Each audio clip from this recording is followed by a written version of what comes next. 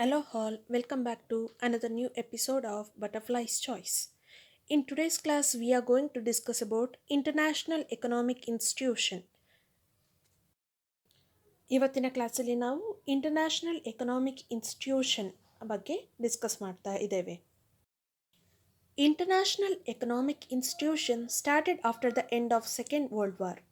International economic institution ಅನ್ನೋದು second world ವಾರ್ದ ನಂತರ start ಆಗಿದೆ. That is July 1994. ಜುಲೈ 1994 ಈ ಇಂಟರ್ನ್ಯಾಷನಲ್ ಎಕನಾಮಿಕ್ ಇನ್ಸ್ಟಿಟ್ಯೂಷನ್ ಸ್ಟಾರ್ಟ್ ಆಯಿತು.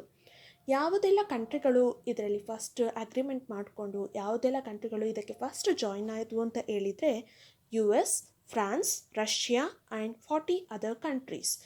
ಯು ಎಸ್, ಫ್ರಾನ್ಸ್, ರಷ್ಯಾ ಸೇರಿದಂತೆ 40 ಬೇರೆ ಕಂಟ್ರಿಗಳು ಈ ಇಂಟರ್ನ್ಯಾಷನಲ್ ಎಕನಾಮಿಕ್ ಇನ್ಸ್ಟಿಟ್ಯೂಷನ್ನ ಭಾಗವಾದವು. ಬ್ರಿಟನ್ ವುಡ್ ಕಾನ್ಫರೆನ್ಸ್ ಯಾವಾಗ ಈ ಎಕನಾಮಿಕ್ ಇನ್ಸ್ಟಿಟ್ಯೂಷನ್ ಸ್ಟಾರ್ಟ್ ಆಯಿತು ಅಂತ ಹೇಳಿದರೆ after the Bretton Wood conference ನಂತರ ಜುಲೈ 1994 ಈ ಇಂಟರ್ನ್ಯಾಷನಲ್ ಎಕನಾಮಿಕ್ ಇನ್ಸ್ಟಿಟ್ಯೂಷನ್ ಸ್ಟಾರ್ಟ್ ಆಯಿತು. ಇದರದ್ದು ಪ್ರಮುಖ ಉದ್ದೇಶ ಮೇನ್ ಏಮ್ ಏನು ಅಂತ ಹೇಳಿದರೆ international financial order and reconstruction of world economy. ಎರಡನೇ ಮಹಾಯುದ್ಧದ ನಂತರ ಎಕನಾಮಿಯಲ್ಲಿ ಬೇರೆ ಏರುಪೇರುಗಳು ಉಂಟಾದವು.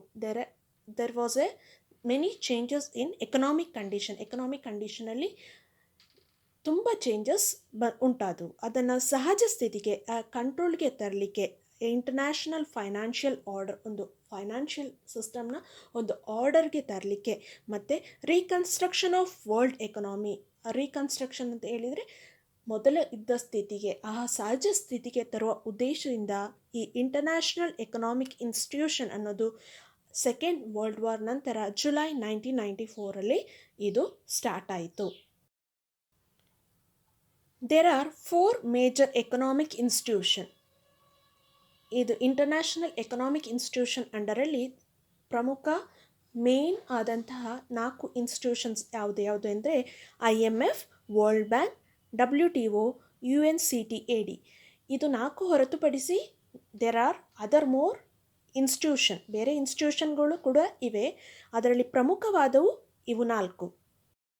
ಸೊ ನಾವು let us discuss the different institution one after another. First, let us discuss IMF. IMF is the International Monetary Fund. It stands for IMF stands for International Monetary Fund. International Monetary Fund name suggests ಈ ಹೆಸರೇ ಹೇಳುವ ಹಾಗೆ international monetary funding.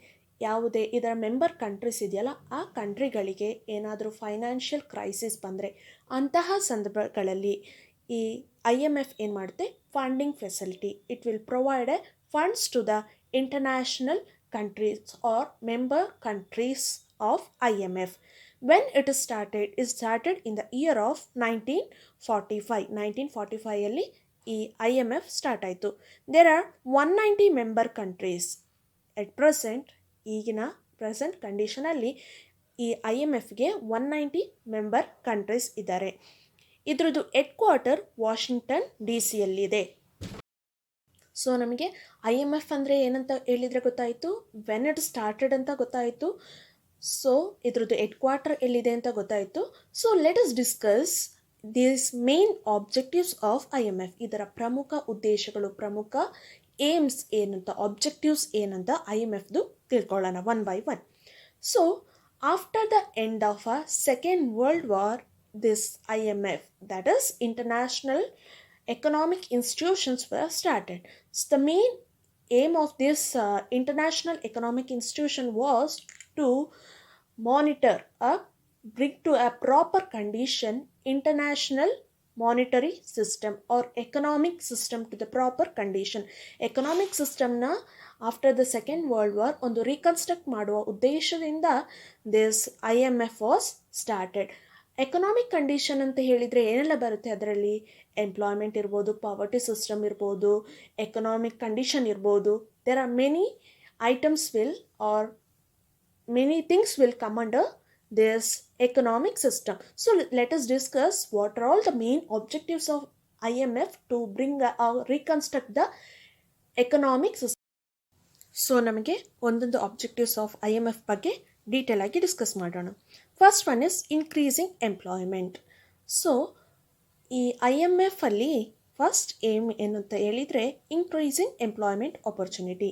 Many youths are many people loss their livelihood.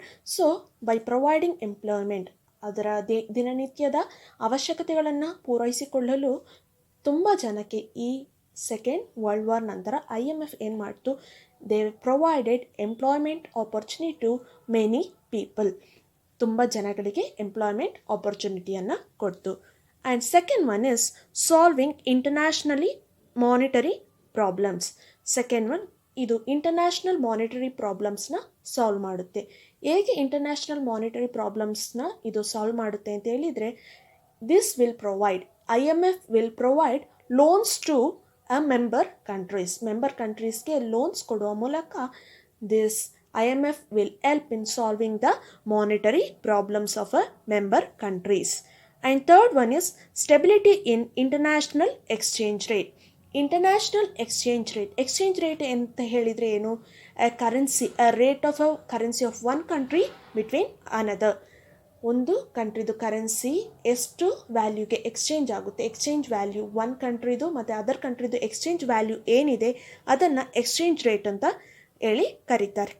ಈ exchange ರೇಟನ್ನು ಒಂದು stable ಆಗಿ ತರಲಿಕ್ಕೆ, ಒಂದು ಸ್ಥಿರತೆಯಲ್ಲಿ ನಿಲ್ಲಿಸಲಿಕ್ಕೆ this IMF will help. And third one is funds to member countries. ನಾನು ಆಲ್ರೆಡಿ ಹೇಳಿದ ಹಾಗೆ this IMF will provide funds to its member countries. At present there are 190 member countries too. And the last one is monitor financial policies. Each and every country there will be a financial policies. Each and every country, ಎಲ್ಲ ಕಂಟ್ರಿಗಳಿಗೂ ಒಂದೊಂದು financial policies, rules and regulations, ಹೇಗೆ ಫೈನಾನ್ಸ್ನ maintain ಮಾಡಬೇಕು ಅಂತ many rules and regulation ಇರುತ್ತೆ. ಅದನ್ನು ಈ IMF will control. ಇದರದ್ದು ಮೆಂಬರ್ ಕಂಟ್ರೀಸ್ದು ಫೈನಾನ್ಷಿಯಲ್ ಪಾಲಿಸೀಸ್ನ ಮಾನಿಟರ್, ಒಂದು ಕಂಟ್ರೋಲ್, ಅಸ್ಥಿರತೆಯಲ್ಲಿ ಇಡಲಿಕ್ಕೆ this IMF will help. Thank you all for watching this video. Let's see in another video. Thank you.